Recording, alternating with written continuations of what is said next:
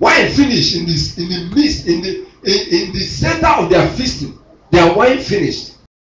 But Mary, because she knew Jesus, Mary, because she knew the capacity, the authority that her son possessed, the miracle power that flows through him, she ran to Jesus and said, they have no wine. And Jesus said, why are you coming to me? This is not in my time. Woman, why not go and sit down? Why? The woman will not rest. Maybe the people are related or very close friends or whatever. He said, I must do something here. She ran to the servants and said, see that man, go to him. Whatever he asks you to do, do it. And when they came to Jesus, Jesus said, maybe they were expecting money for Jesus, for them to go and buy wine. Jesus said, go and fetch water, fill the water jars.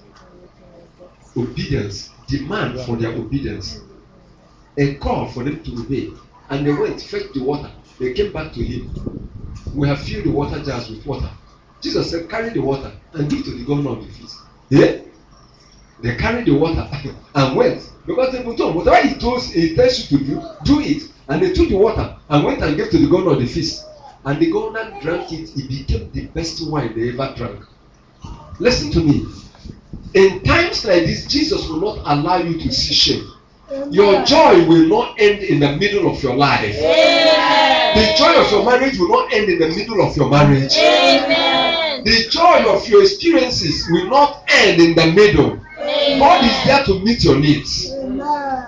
So in times like this, we need a savior, we need a helper, we need a partner.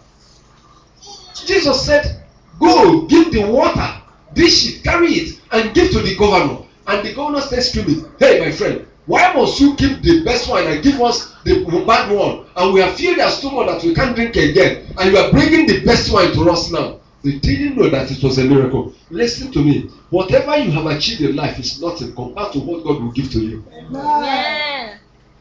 No matter the miracles, no matter your experiences, when God begins to touch your life, your testimony will be greater and be greater and greater than whatever you think you have ever experienced. Amen. Hallelujah. Amen. Hallelujah. Amen. So we see there that Jesus was always performing miracles to put joy in the hearts of people. At the wedding feast, he gave the joy, he created joy. For those that their businesses failed, he turned around their situation. For the families where they lost someone and they were crying, Jesus will come there and he will say, do not weep, for the maid is not dead, she is living. And they were mocking him. Hello? Listen to me. When Jesus entered into that impossible case, it becomes possible. They were mocking him, they were laughing at him. Say, look at this one, he doesn't even know when somebody has died. He's telling us that the man is sleeping. He just put everybody out, except the mother and the father of the man. And then he went in and said, men, arise. And everybody, tears dried fast. Their tears turned to laughter. Their mourning turned to dancing.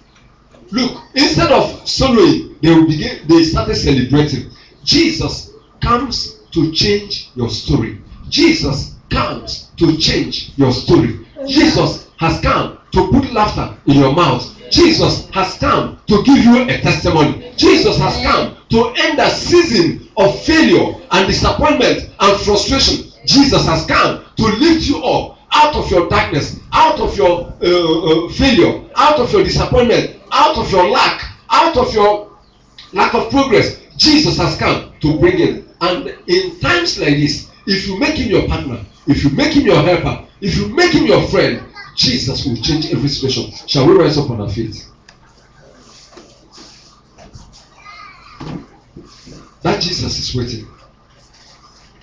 In times like this, when there is problem, Jesus is waiting. At the marriage feast, Jesus was there. But only those that discover him and go to him receive the miracle. I want us to go to the Lord in prayer. What dark nights have you experienced or are you experiencing? What is the dark night you are going through? Peter went through a dark night of labor without fruit, a dark night of sorrow, a dark night of sweating, a dark night of fruitless efforts. Jesus went through a long dark night. But Jesus in the morning turned around his story. The Bible says, weeping may tarry for the night, but joy cometh with the morning. What dark night experience are you having? Maybe in your marriage,